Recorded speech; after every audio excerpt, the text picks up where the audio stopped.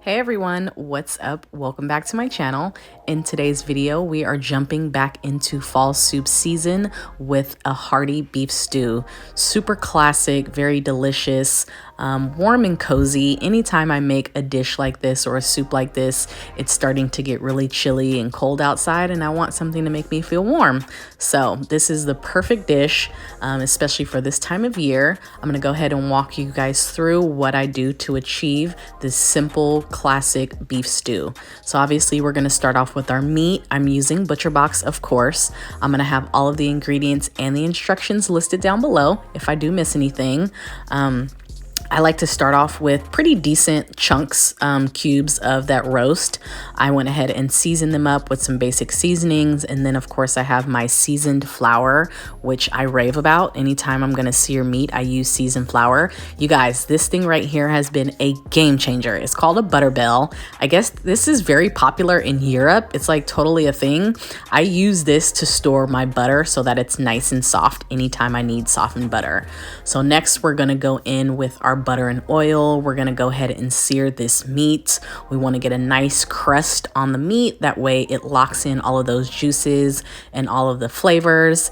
Once we finish browning all of our meat, we're gonna go ahead and throw those veggies in there. But prior to doing that, we wanna make sure we scrape some of those black bits. We wanna keep the majority of them, but that's where all of the flavor is. So we want to keep some of those black bits in there.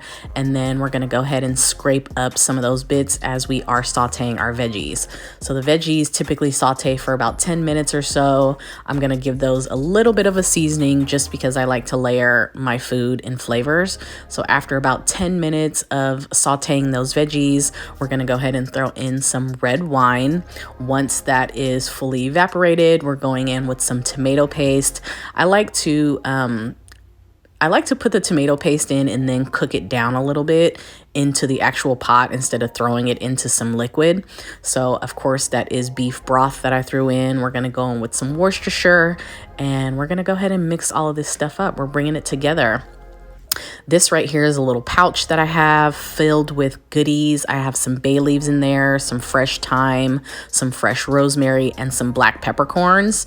I put those all in the pouch so that it's easy to retrieve those out once it's all done. Obviously, I threw a couple extra sprigs in there, some potatoes, and then we're gonna put our meat back into this into this Dutch oven, excuse me. So I added a little bit more beef broth because I wanted everything to be fully covered. Now this part is important. You definitely want to scoop off that red oil that kind of seeps off to the side. You want to try to get off as much as that as possible. If you need to use a paper towel or something, you definitely want to do that. Now here I'm using a little bit of flour and some of that juice from the soup to as a thickener, if you will. So I'm thickening up the soup. Another way to thicken up your soup, you guys, would be to smash some of those potatoes. When they become soft and tender, you smash them and that creates a lot more depth to the soup. So it makes it thicker without having to add flour. So after you let your soup simmer for about 2 or 3 hours, look at this, you guys. That meat is so tender. It's delicious. It's amazing.